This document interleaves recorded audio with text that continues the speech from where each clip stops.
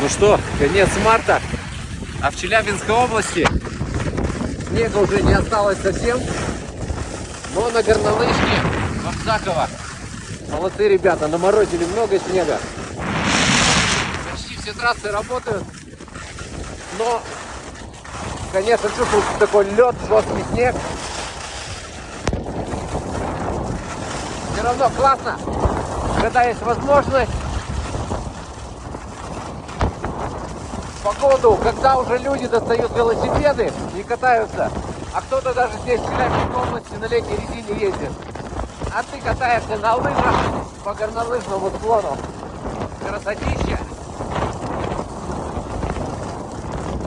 Всегда посвящайте время спорту, потому что спорт — это наша жизнь. Это очень полезно.